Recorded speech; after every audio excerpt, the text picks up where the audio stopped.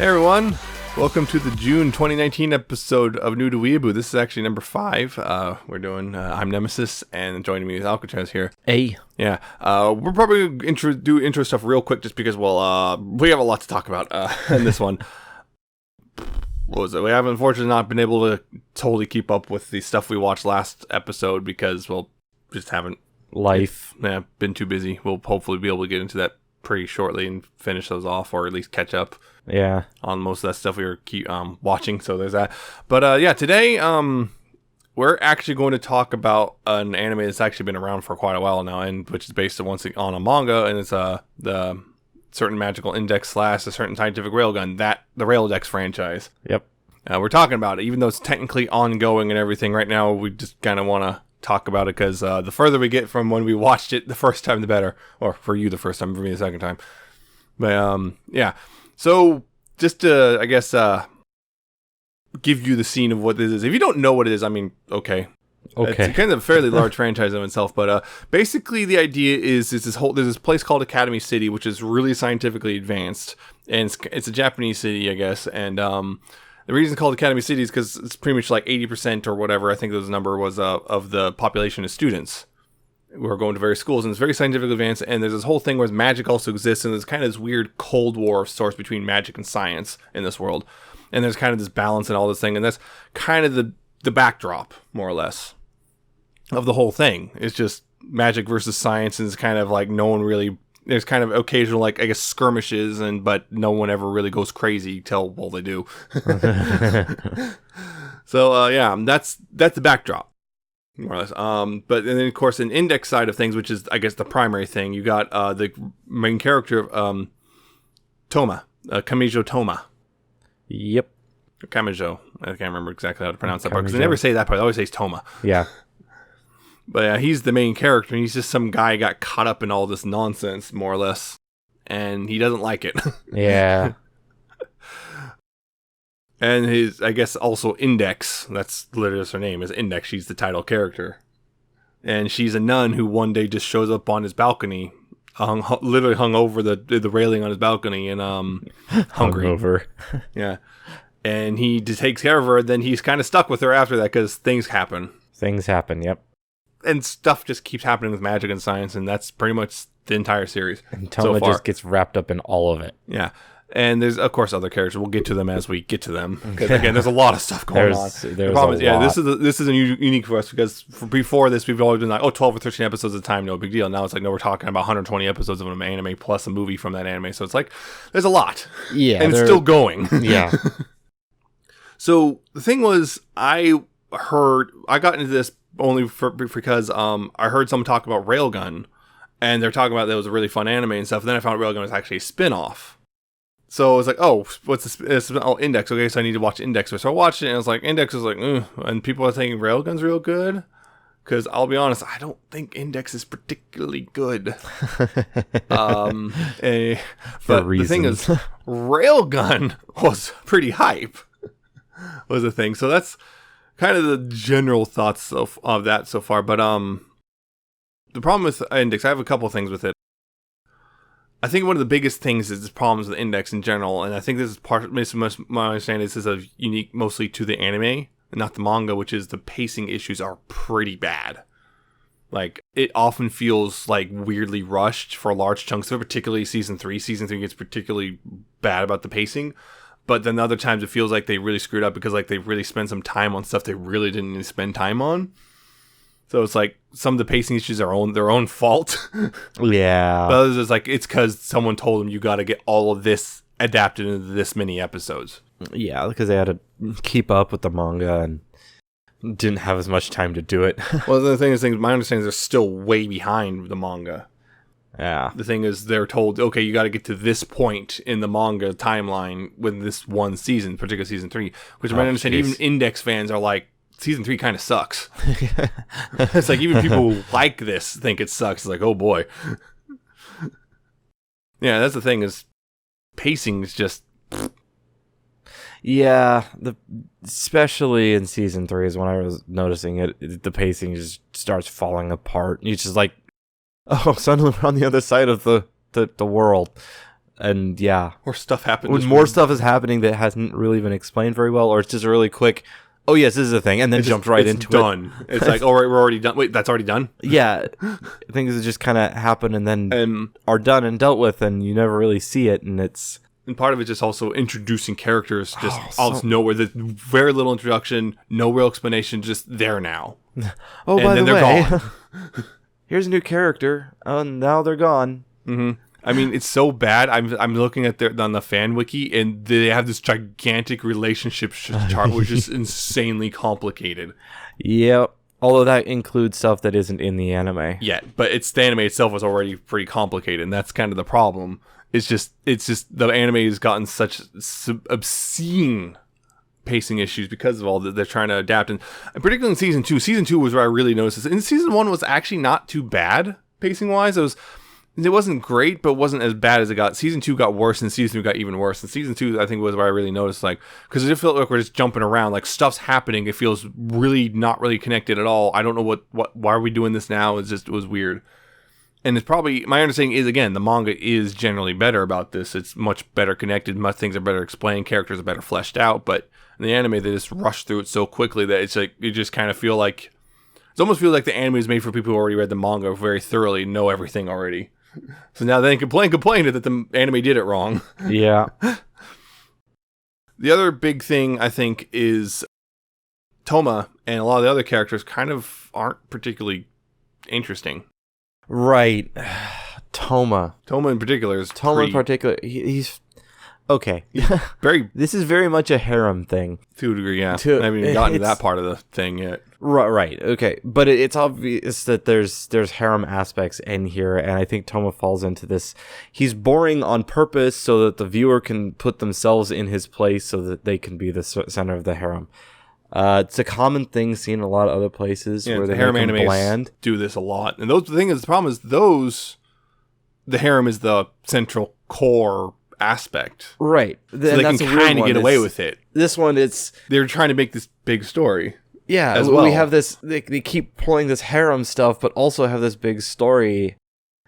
And it doesn't work. It doesn't. Well, I mean, I would personally say that just the generic harem anime probably doesn't work very well either. But if you're looking for something very specific, then yeah, it actually works very well. Right. But yeah, it really feels like the harem aspects are just kind of ham-fisted, forced in there, and take away from the main story, from everything else, which I'm much more interested in. Mm-hmm. But we keep throwing this stuff in here, and it kills the pacing, too. Mm-hmm. Yeah, it feels really jarring. It's like, here we go again. Yeah, because Index and Toma, I would actually say this, Index is kind of boring, too, and that's part of the reason for that, is they keep seemingly trying to write her out of every single plot line really quick. Like, something happens, Index is pushed to the side so then Toma can do his thing, and then Index comes back and gets mad at him and bites his head or something. Yeah. That's it. that's And that's the problem. Yeah, Toma is the only thing interesting about him is his whole power, which, the whole Imagine Breaker thing, which is basically this idea that his right hand can cancel any magic or Esper ability. He touches it, it's canceled. Yep. Whatever it is. But the problem is, other than that, he has nothing, and he's also it gives him bad luck on top of that. Right, because it also cancels out Divine Blessing. Yeah, so he has really bad luck and whatnot. So the whole thing is right there. And the other thing was he loses his memory very, very early in the show. Yeah, that was that was another one. The whole losing the memory thing. It became. That was season 1, right? Yeah. That it happened? Early season 1. It was an important 5th episode. It was an important plot point in season 1 when he lost his memory and he was trying to, he knew he lost his memory, but he was trying to hide that and the things he was dealing with. And then after season 2, it was a thing, but it didn't matter. Yeah, season 2 it never mattered. Season 2 was brought up literally once. Yeah, it doesn't matter anymore. Season 3 kind of seems like it's kind of bringing up again, and okay, there's more, because particularly towards the end of season 3, they're showing okay, there's more to his Imagine Breaker than we know. Right, but they brought up his memory loss too, but it's brought it up and then just it's okay. But that was also, I think that one in part was because the pacing was really rushed because they had to. Because they were told you got to catch up to, you got to finish, because my understanding is the manga is divided into Old Testament, New Testament. And the season 3 you got to all the way through Old Testament. And you got 26 episodes to do it. Good luck. Good luck. Yeah, and it suffered for that. Yeah. The problem is, the other problems with him is just other than that, he has no real personality, I guess, other than he's got to do the right thing because he's got to do the right thing. Yeah. And he's kind of a dumb character. Yeah. So there's really not much there. That. I mean, they use the fact that he's kind of stupid as part of his character personality because he just blindly, just does it without thinking. That's kind of his thing. And the thing with Index is just because they go out of the way to try to write her out of the story as quick as possible, even though she's a title character. Yeah, it's frustrating because Index has so much potential. There's so much to her. Because the whole thing about Index, she's so important, but she's never there. Yeah, she's a nun who has 103,000 grimoires stored in her head. Yes, but she can't do magic. Yeah, she can alter it if someone else casts it, but she can't cast it herself. Yes. Which means which is, I think, sort of why she tends to get written away, because that ability can sometimes be a Deus Ex issue, so you don't want to have. You mean like it do anyway? Exactly. So it doesn't help. It really doesn't. But it's. I wish there was more about Index. Yeah, because she seems like it could be interesting. The other thing is, right now the problem is she often just kind of, she's just constantly hungry, they write her as a tsundere. Character because she gets so mad at Toma for something that's kind of out of his control. Yep. Oh, you looked at another girl. Yeah, that's a big one. Yeah, so that's the problem. Is just it's hard to get invested when you don't care about the character. Yeah. The other thing about Index, and this is one we kind of avoided a little bit, which is the fan service can get really bad. Yes. And that's part of the reason why the pacing is so bad, because they'll often devote large chunks of episodes to fan servicey nonsense. Yeah. And it just kills the pacing. Rips you away from the actual part of it is just, story. Toma will just open the door or whatever, and nope, there's a character undressing again, because he just doesn't knock, or whatever. Even though he hears voices and stuff, it just opens the door. Oh, hey, look. Yep. And then, of course, he gets in trouble because he's an idiot who doesn't check for, because that's a common anime thing. It's just really frustrating. Yeah, and they keep coming back to it. It's like, even if it is kind of funny, it's only funny maybe first couple times, but they keep doing it over and over. They're heavily reliant on it. Over again. And it's just like, come on. Stop. Yeah. The thing is, season 3, oddly enough, kind of minimizes a little bit to a degree. At least that thing. The problem is there's still outfits and stuff which are still like, Oh, you had that weird girl, the girl in season 3 who was like blatantly throwing herself at him for once. He's turning her down for once. For once, there's a girl just straight up throwing himself at him, like, I am interested in you. Like, no subtlety or anything. And he's just like, no. Yep. Like you got Index clearly interested in him. Misaka's clearly interested in him. Let's see. They're all being soon. Yeah. What was it though? Itsuwa, yeah. She's from the Japanese church. She didn't become a major player till season 3. You got Kanzaki, yeah, I think. Oh yeah, Kanzaki. What's the other part of her name? If it will actually load thing. Kaori, yeah.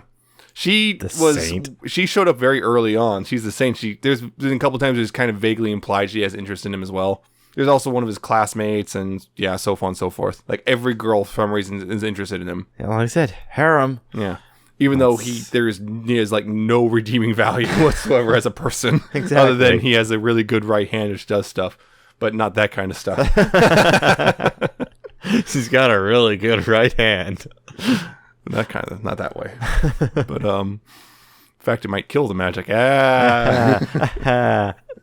yeah, I mentioned a couple characters I haven't even mentioned before this. But yeah, like Kanzaki Kaori there. She's a saint. She was there early on. The problem was she was just kind of gone after a while. For a long time. Like, large chunks of season 1 and 3 or 2, she was just gone. Season 3, she kind of comes back and is actually important again. But it's like, this is one of my frustrations, is this character's just gone for long periods of time, no apparent reason, and then they're just back again. Random. Like, Steel's actually kind of neat. He's a big, tall guy. He's got his trademark magic thing. Fire! Yeah. He likes his fire and all of his cards, and likes to summon that fire elemental. Yeah, that's his main thing. I'm trying to like Infernicus or something. Innocentus. Yes. Innocentius, that's what it was. Yeah, that's pretty neat. He's kind of cool, dude. It's implied he's got a bit of a crush on Index at one point, but That kind of seemed was dropped pretty quick. Because that was the other thing is, despite all this harem nonsense, kind of really bad at the whole romance thing, honestly. Yeah. They're like really bad at it. Because I think one of the complaints, and I kind of agree with this, which is every girl kind of suddenly turns into a generic tsundere when they're around Toma. Yep. They just lose everything else about everyone. And that was one of them being Misaka Makoto, aka Railgun. Yeah. She's a really well-written character. Well, not so much in Index. She doesn't do a whole lot in Index, but in Railgun, which we'll get to in a little bit, she's really well-written. The problem is whenever Toma's around, she just drops everything about herself that's interesting and just becomes tsundere. Yep. Just angry, yelling, blushing, all that stuff. And that's all it is. Zapping. Yep. Zapper. Yep. Biri. But, that's the thing is, I was really frustrating because I want to like it because all this lore and world that they've built and stuff is really super interesting. It is. I like this idea of a science magic Cold War. I absolutely love the world building that they've done in it. Absolutely love it. I love the lore. Aleister Crowley, this guy who seems to be like a Palpatine and like manipulating everyone from behind the scenes. The head of the board for Academy City, and Aleister also Crowley. seemed to be a magician in his own right, which is like, huh? It's just really weird. Because we got that. What was it? Makoto. Yeah. Yeah, I'm not even gonna try and pronounce that name. He was a magic user who became a spy to go into Academy City, but he's been there for so long. Whenever he uses magic, it hurts him. Yeah, because that is one of the things is you can't be an Esper and a magic user. Yeah, it literally you can't do it. It will kill you. Yeah, it's one or the other basically. So yeah, this guy is it's like basically an Esper is what he got to but he also does magic somehow every now and then. So I don't know what's next going on also with Crowley as well. I'm trying to remember. I think in season 1, didn't they say his thing was he can heal well? I'm not sure. And that's the only reason he's able to use a little bit of magic anyway, because, he uses it and he starts spitting up blood, but then he's fine later. I think it's something like that. So I think it's like he can heal. The other thing is all stuff is really poorly explained. Yeah, it's yeah. Or he's also kind of a creep, but yeah, very much a creep. There was a joke once that like the girl, and there's one thing in season 3. No, there's that teacher that she's weird because they don't sexualize her at all. She's just the weird joke is she looks like a little kid. That's it. Well, yeah, they make the lolly joke. Kind of involving her, but they don't actually directly sexualize her. Yeah, it's weird. Otherwise, because that whole thing in season 3 where like there's all like a billion different groups. Like there's literally one called group, item, school, dragon, member. All these. It's like, and then they all just kind of are gone. Yeah, but one of them, there's like she's part of it. She's a teleporter, and she makes this observation like every one of her teammates is a pedo. Yep. So it's kind of weird. That's like. Yep. It's like, and we're supposed to root for these guys. Yeah. No. She made the joke that they were all lolly. Like, lolicons. And then they made... Which is pedo, basically. Yeah. Yeah, and they turned around and said that she was a Shotacon. Yeah. Which is the same thing. Same thing, except directed to little boys instead of little girls. Yeah, but even though, weirdly enough, there is literally no evidence of this. Well, in season 1, I think... I cannot pronounce this guy's name. I don't even want to try. The yellow-haired one. No, I'm not talking about him. I'm talking about her. Yeah, but I know. But in season 1, they referenced I vaguely remember that they were talking about his. He had interest in loli stuff. Yeah, which is where the teacher came into play. Yeah, that was one. Yeah, so that's the other thing. The fan service is also the other thing that really undermines it, and it's kind of creepy and it's really off-putting. So it's hard to enjoy when it's like you're following a bunch of boring or annoying characters and. You got creepy fan service stuff going on, and it's just like I just want to learn about this really cool world you built. Just give me more lore and stop with this. The other bad thing about Index. I was wondering when you're going to get to this. Accelerator. I loathe this character. Apparently, he's really popular. Which is why he's got his own spin-off. I don't know why. I hate him so much. He is awful. If you don't know, okay, so the whole thing is. He is introduced. He's basically the most powerful Esper, period. Because they have this whole thing like there's a grading system level 0 to level 5. Level 0 basically means you got nothing. Level 5 means you are literally a one-person army. There are 7 level 5s in the city ranked, and he's the number 1 ranked level 5. He's the most powerful. He can manipulate vectors. Basically, he can, if like someone punches them, he can make it so it redirects the force back at them or whatever. You shoot him and it just bounces off exactly backwards and goes back or to the shooter. wherever he wants it to. Or wherever he wants to. He can also just move the air. Yeah, he can. He can move anything. It's telekinesis to the infinity degree. Yeah. He's part of a project to make the first level 6, which basically that's basically a god, more or less at that point. He was part of this project where they did this calculation where if he just faced Railgun like 128 times, Railgun's like rank 3. She's rank 3, level 5. Then he'd become a level 6. The problem was they couldn't. So they tried to clone her, and that didn't go quite well. So they adjusted the thing. Now it's 10,000 of these clones, or 20,000 of these clones. And so that was the whole thing, was he had to face them. The thing was, part of facing them means they die, and all this stuff. And he's killed 10,000 of them before he was stopped by Toma, who used his Imagine Breaker to punch him, because this thing was, he had never ever felt pain before because of his ability. Yeah. And so for the first time he's feeling pain, and Toma stops him by punching him over and over again, basically. Right. That's like the only thing I like about Toma is the punching in the face. Punches the problem away. He just always punches in the face, and that's always fun. And it always works. Yes, just punch him in the face. I'm a punch him in the schnoz. Yeah. I'm gonna deck him in the schnoz. Deck him in the schnoz. Yeah. But the thing is, okay, so he stopped and everything, and then the whole project falls apart because of that. A level 0 beats a level 5. What the heck? The whole project's canceled because we don't know how to account for everything up. We don't know how to account for this. So the whole project's canceled. Anyway, later on, he winds up meeting one of the clones of Misaka, which is apparently Last Order. Which is a very special clone. Yeah, she's a special, basically she's the hub of the network because they're all interconnected through a weird thing. Because they're all exact clones. They all share the same brainwave. And the the electricity thing. Yeah, and the electricity thing plus the brainwave matching means they all are telepathically linked. Yeah, anyway, she's like the central hub who can also send out orders and whatnot, hence Last Order. Yeah. Anyway, she winds up escaping and summoning into Accelerator, and Accelerator winds up taking a shine to her. Hence, later there's that joke. And apparently he saves her life, but he gets shot in the process. But because he was busy with other stuff, he wasn't able to do the calculation to stop the bullet completely, so it messed up his head a bit. So now he needs to connect to the Misaka network with a little device to do the calculation, so he can actually use his powers properly. Yeah, but it also gives Misaka network power over him. Yeah. Last Order can just override all of his commands, basically. Mm-hmm. His powers. And it's also annoying. Okay, so he then they do this whole weird pseudo redemption arc, but not really thing. Oh my with him, god! Where he's just a horrible person for the entire time. There's he just decides, because he's got to protect one person now. It just makes up for all 10,000 of those people he killed in cold blood often. And I remember this. He enjoyed it. He actively enjoyed killing them. Yep. This wasn't just a job for him or whatever. He actively took joy in killing these girls. Yep. So it's he's a psychopath. You have created a psychopath. Yes. And that's just because he cares about one girl saying everything's okay. Yep. So now it's just we have this thing where he just does that, and then he gets literal angel wings somehow. They gave him a freaking halo. Yeah, and it's what in the world is going on? Anyway, which way? It was dumb, and I hated it. And I hate him so much because they push this. Oh, he's the redeemed, or the bad person trying to become good again and to redeem themselves.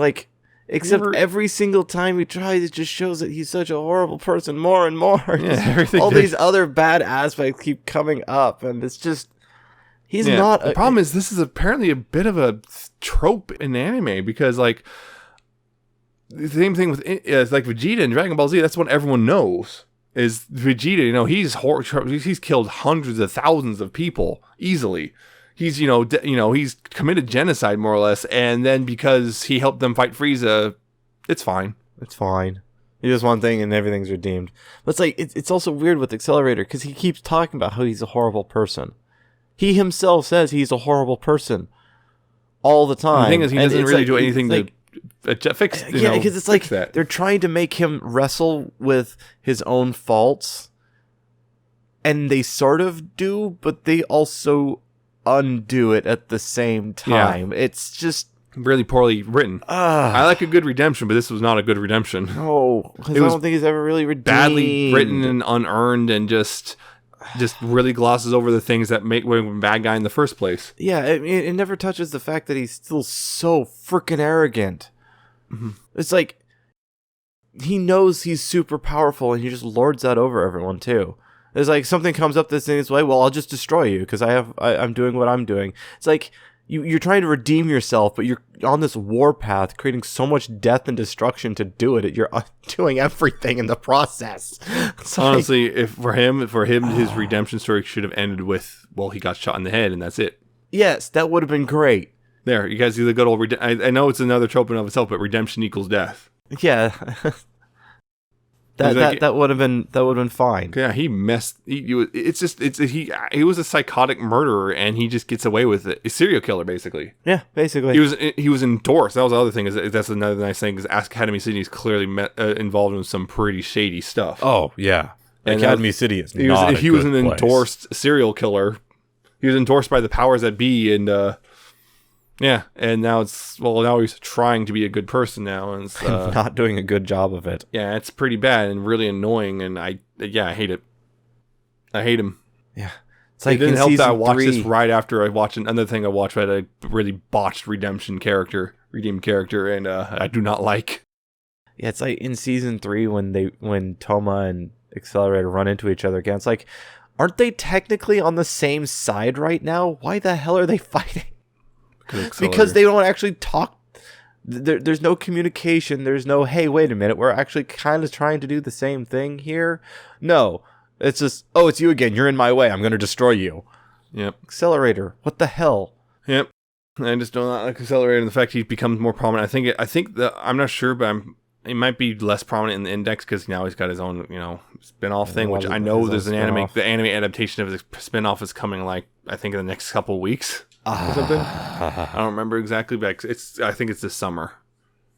But yeah, it's like I'm hearing, but it's like I don't want to watch it. That's the thing, is like that's what kind of part of we're doing it now, because I really do not want to keep up with this franchise because I hate this guy so much. I don't like Accelerator at all. And the one thing I will say, and I guess praise for the anime is this got some really good music.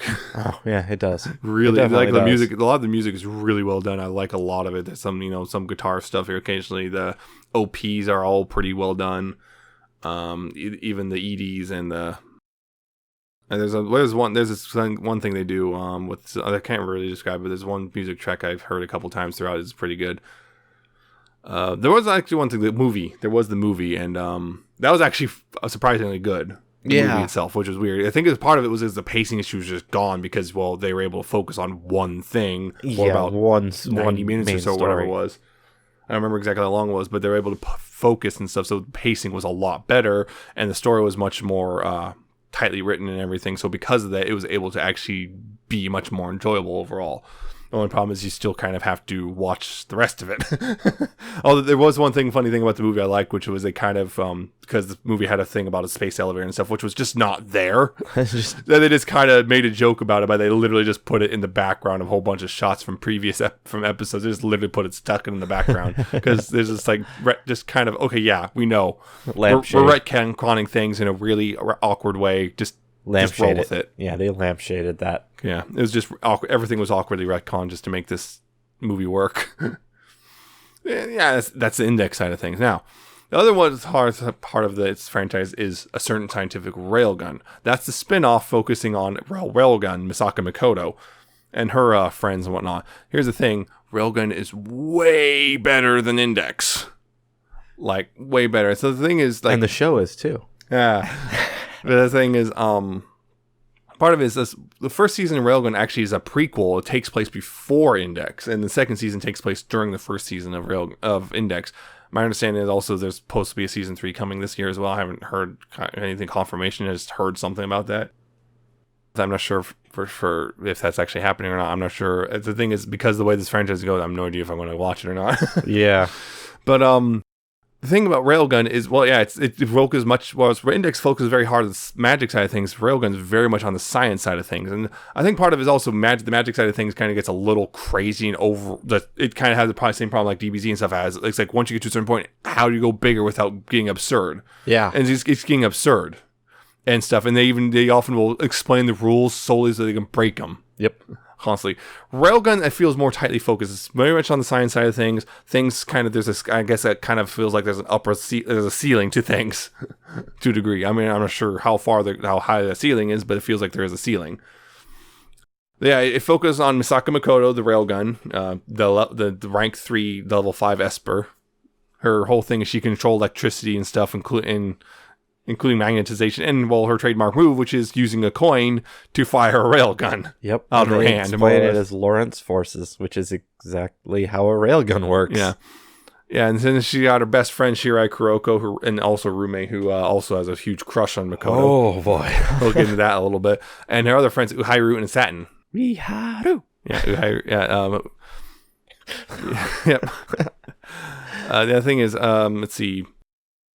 Kuroko and Uhiru are both on Judgment, which is more or less a police force of sorts in Academy it's like City. the student-run. And then they have the other one, which is Anti-Skill, which is the more militarized stuff. It's like SWAT. Yeah, SWAT and actual military, because they actually deploy out. We see that in Index, they'd actually deploy in other countries sometimes. Right, yeah. Yeah, Uhiru Kazari and I think it was Ryoko Satin. Satin Ryoko. Satan. No. Yeah, it's focused on these 4 and their adventures in Academy City and whatnot.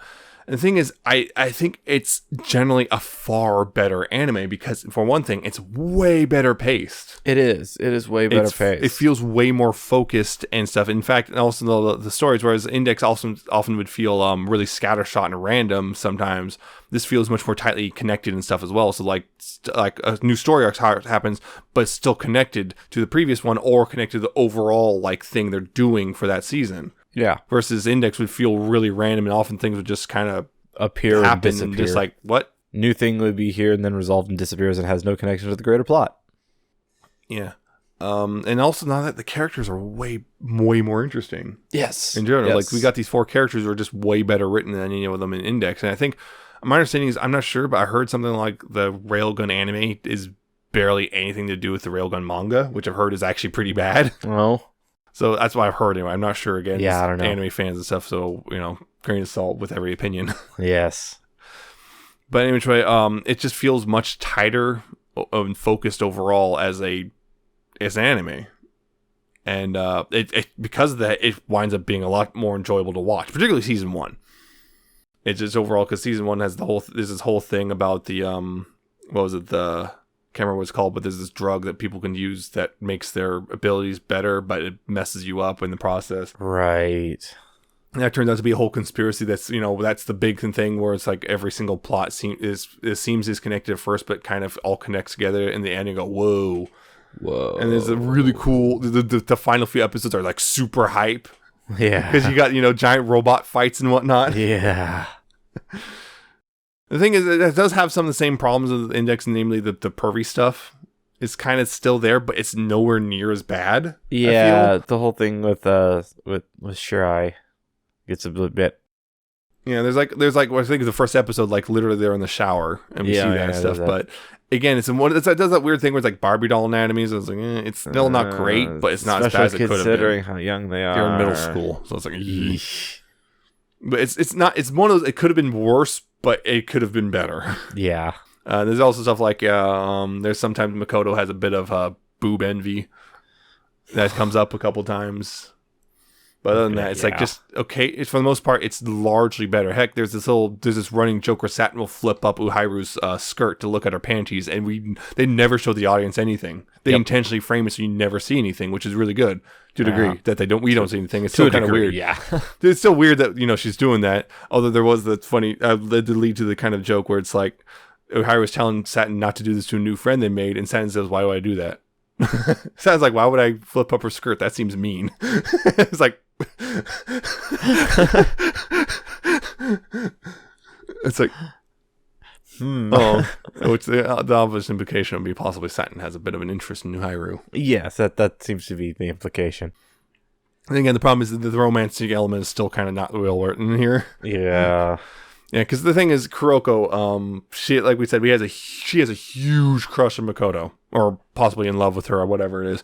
Oh yeah, and that one's blatant. That one's obvious. It's like, they're not subtle about it at all. Yeah. It's blatantly like, yeah, Kuroko is gay and she likes Makoto. Sissy. The problem is, she's really aggressive about it. Yes. Pervertedly aggressive. And yes. Kuroko's also a level 4 esper. She can see the teleporter and whatnot. And the thing is, she's a roommate. The thing is, she'll rope Makoto, hit on her. I think she tried to drug her once with an aphrodisiac. Yeah. Yeah. She tries to think. Yeah, she got lingerie just to pose for Makoto. Yeah, it's she's trying to push Makoto into relationships that Makoto doesn't want right now. Yeah. And Makoto will just electrocute her in response, which some people argue sometimes is a little overkill. But the other time it's it's kind of warranted. Yeah.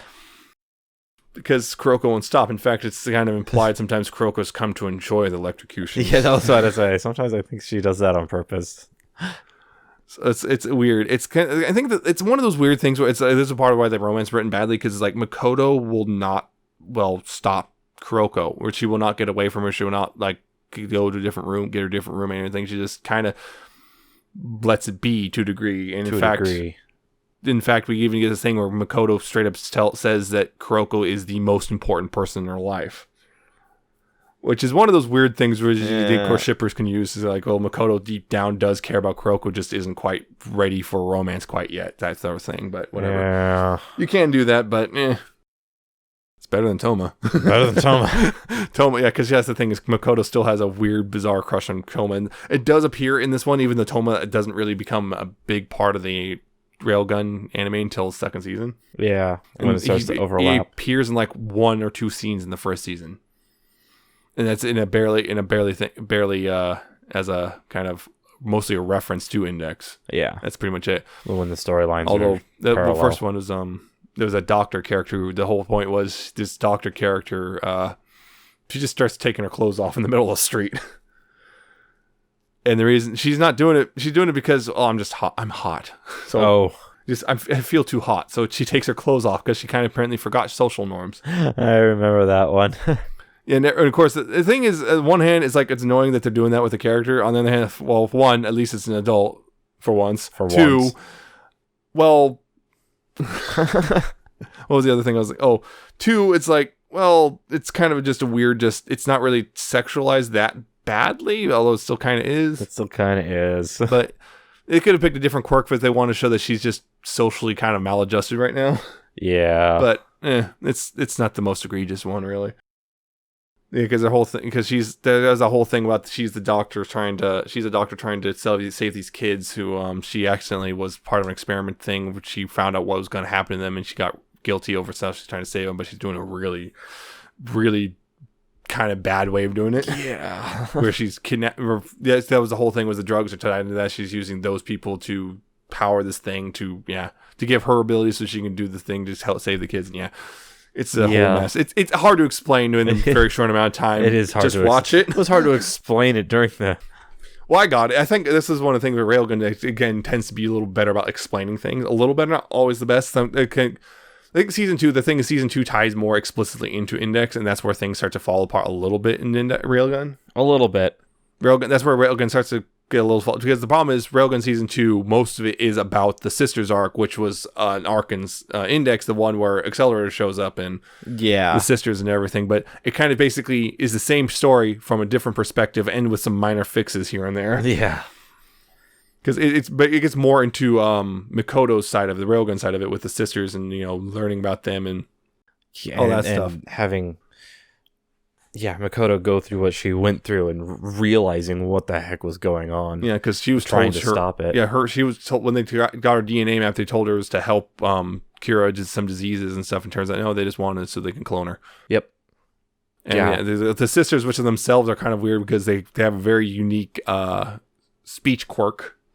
Yeah, they always talk about themselves in third person. And also they explain their emotions because they don't really show a lot of emotions themselves. Like the one species in Mass Effect. Yeah, exactly. It's pretty much just like that. Yeah, basically just like that.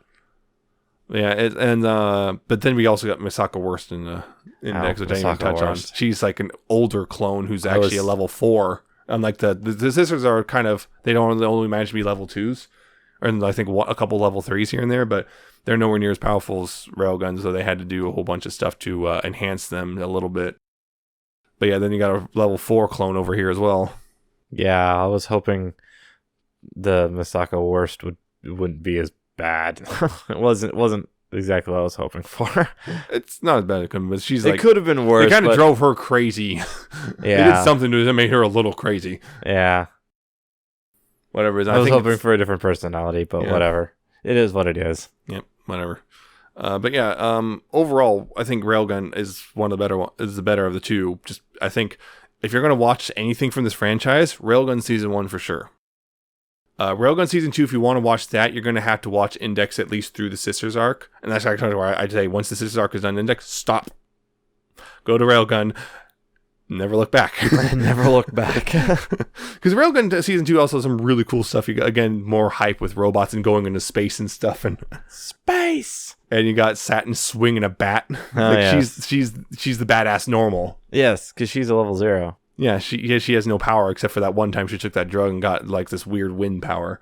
Right. But yeah, she literally just grabs an aluminum bat at one point and just beats the crap out of this computer and helps save the day that way.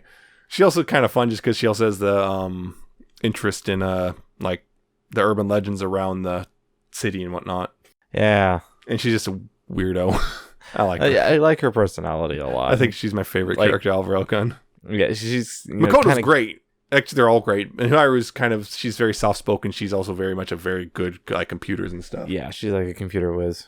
Although Makoto can also hack stuff just because of her powers. It's like, Which is a weird one. that's one of those things you just kind of Just don't think about it. It's anime nonsense. Just go with it. Just roll with it and don't think about it too hard. Yeah, And Kuroko can teleport everywhere, and that's pretty neat. that is pretty neat. Only thing is like the danger of teleporting, which is you mess up your calculation, because that's the whole thing about the Espers. They actually have to do all these mental calculations while they're doing this stuff. And she has to do these calculations like, don't miss teleport, because if you do, you're going to end up halfway embedded in the wall or something. That's not going to be fun. Yeah, That actually happened with that one other teleporter. yeah. She messed up move and points. she messed up and her feet were in the floor. Yep. Because it doesn't Shirai's power require physical contact? I believe so, yeah. Yeah, her teleport requires physical contact, so she can't teleport things unless she touches it. She can teleport herself because Yeah. I'd say the phrase, but that would come across wrong. Yeah, but there was the other one that could teleport even without touching. Yeah, but the thing was she has a weird thing. But It's is like, super scared of being teleported into something if I recall, she doesn't teleport herself very often. because of the fear of. I think it happened. There's there vaguely was- implied that something happened to her in the past. that she did that, and then we saw later on that she did it in that one scene and ended up with her feet in the floor. Yeah. Yeah. Yeah. The other thing about these characters, like Makoto's, her whole thing is like she's kind of this. She loves Gakoda, which is a frog mascot thing. Oh yes. And she's kind of, it's weird because she's like the oldest of these 4 characters, but she's also kind of the most childish. Yeah. It's just kind of funny. She's like that's one of the things is like she's childish because she's really doesn't have a good grasp, kind of a hold on her emotions. She'll just let them fly. So when she gets angry, she just literally electrocutes everything around her, regardless of the consequence and stuff. And then and that's the whole thing is like. But then again, he's like Kuroko admonishes her for being childish, but then Kuroko herself also is childish in some way. And I've kind of thought about this a little bit. And like the two of them are childish in very different ways. And like Kuroko's childishness comes from it's in a child who thinks she's a grown up. So she has this idea of what being an adult is, and it's kind of a not skewed it's version. a skewed one. So it's like her idea of when being an adult is possible. It leads her to doing what she does to Makoto. Yeah. She has an idea. This is what an adult is. And like, no, it's not. Makoto's childish is like she's kind of just really emotional and just it's that whole thing right there. Yeah. Just doesn't manage emotions well. Yeah. So and also she'll go off half cocked on a plan or something that doesn't really make that much sense. Or if someone does something, she'll just overreact super hard. Like, hey, yeah, what's that? I'm going to zap them with my full power because why not? Even though they're like a level 0 is not really a huge threat to me. Yeah. Oh, that one funny scene. There's this one girl who's kidnapping other girls and giving them massive eyebrows, and she's using a taser, and she tries to do it to Makoto, and Makoto goes, "Oh, I can do that too." Yep. Or great. Oh yeah, there's a beach episode of sorts. because of course there was. Of The thing was, course the there's a the beach beach episode. episode always came about. What happened was it was just basically always used as the breather after a big intense moment in the anime. That's always what it's been, and that's what happens. Big intense moment, breather episode. But the thing was, I can't really get too mad at it for one reason, because they made one of the best 2001 references ever in it. If you remember, I'm trying to remember. because the whole thing was the beach episode. They're actually taking like there's this like photo shoot in like this basically a holodeck, and it malfunctioned and it put them on the moon, and they saw the monolith. Yep, I remember. And they even played Zuth's back there, Thuster, and everything. And it's like, it's just cracking up and everything because it's so unexpected. I remember that. Even did the bone throwing and everything. It was great. So I can't be totally mad at that episode. Yeah. For that. The other thing was, most of them just wore normal bikinis for the most part. So it's like, Yeah, it's on a beach episode. when it comes to swimsuits, the fan service stuff doesn't come necessarily from the outfit. It comes from the camera angles and stuff, how they treat that. And for the most part, if I recall, the camera angles weren't too bad, except for like one or two. Yeah. And the thing was, Kuroko wore a really skimpy string bikini. And everyone else was like unnerved by it. Like, what are you doing? Yeah. Are you sure you want to wear that? Because it's kind of... So yeah, it's one of that basis. It's like it's not as bad as I've seen worse, but it's still like the fact it exists. Like it's a wash. Yeah, it's a wash. At the very least, though, they got that one good joke. we got the joke. That's the important part, right? We got the good joke, so that was it. Yeah, so I think they're far more interesting as characters that we seeing them develop and whatnot over the course of that series. I think it's just they're better. The form of they're just better written. Yeah. The nice thing is Toma barely appears. Till season 2, and yeah, he becomes more important, but not. Then he's gone again once that sister's arc is over again. Yeah, and that whole that one's interesting because Makoto's probably my favorite. Yeah, she's a great character. She's a great character. She's my favorite. But the sister's arc is really intriguing to me as well. Just the whole concept of but unfortunately, the Masaka network and everything that went really cool. into it, and oh man, seeing what Makoto had to go through when she found out and that whole thing, the emotional. They lied to her and then finding out that you have 20,000 basically sisters, and now half of them have been murdered, and blaming herself for it because she gave up the DNA. And she was ready to sacrifice herself because she figured, if I die, that'll throw everything off too. Yeah, because she had this crazy idea that if she died, because the whole thing was this computer predicted all these moves about how many moves it would take Accelerator to beat her. So, well, if she beats me in less moves, the computer's wrong, so they'll kill the whole thing. So, especially since, I don't think at that time she realized that the computer was blown up. Yeah, I think she found out it was later that she found the computer was blown up. I can't remember if it was before or after. Yeah, because she finds out the satellite's gone. Yeah, because of Index. Yeah, that's the whole thing. But I figured, because I think it was before. I think she figured out beforehand that it was blown up because her idea was blow up the satellite. The calculations now can't be done. They have to remove the whole thing. But then it wasn't blow up the satellite. It's it was already gone. Stop them being able to communicate with the satellite. Yeah, but then found out the satellite's already gone. But the experiment's still running. That means they're just using the calculations that they already had, which means now throw off the calculations. They can't make new ones. So then I just sacrifice myself, and boom. And she was completely ready to sacrifice herself for the sake of the 10,000 left, because she ran into him. I remember that was interesting, and the sisters are great. Because some of them actually show some unique personalities. Start to. That's the whole point. Is they're starting to become their own people. Yep. Towards the end, because they seemed at first, emotionless, just clones, and they were all identical. But then, I think it was like 10,032. Was I think the first one that we really saw. Yeah. That popped up, and they sometimes have a weird sense of humor too, like. Yeah, sort of a dark sense of humor. Yeah, which would probably evolve. Yeah, how would you get if you're designed to die? You're born to die. Yeah. I would actually, like I said, highly recommend watching season 1 of Railgun if you can. Season 2 only, I guess you can watch it, but also know you'll have to watch at least part of Index to really get it. And Index, really, I would actually recommend against watching it overall.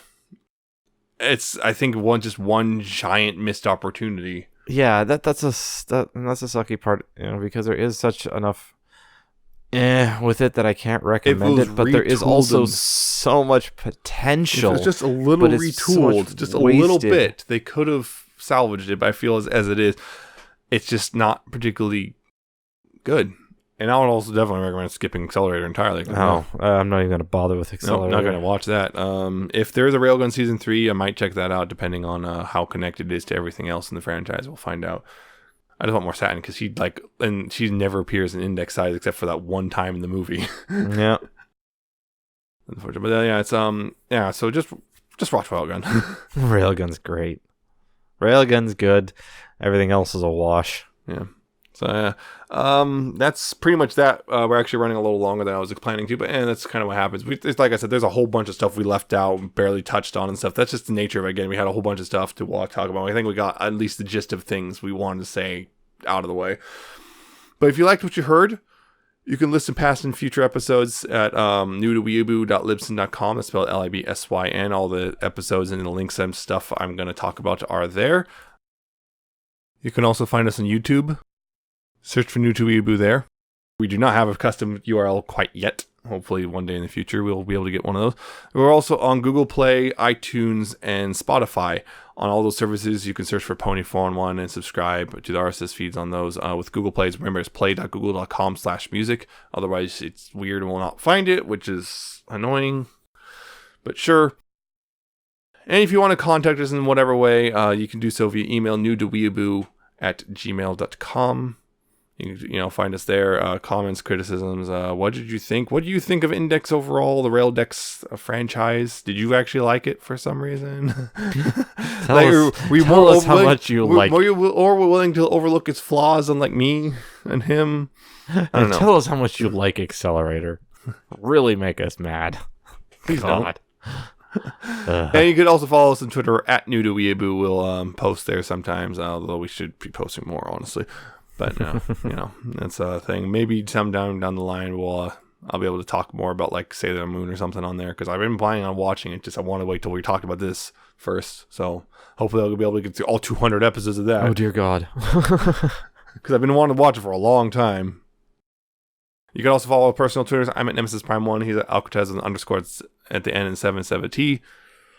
Yep, I've been tweeting about some things things that don't have anything to do with anime. Just non-anime things, yes. Yeah, it's still important to me anyway. That's it for this June episode. Tune in next month. We will be talking about Kill la Kill. We're going there. Oh boy. That's going to be a fun discussion for sure. Yes, will we figure out who killed our dad? Will we lose our way? Yep. So until then, though, hope you have a fun time, summer and all that. So, see ya. Bye. See ya.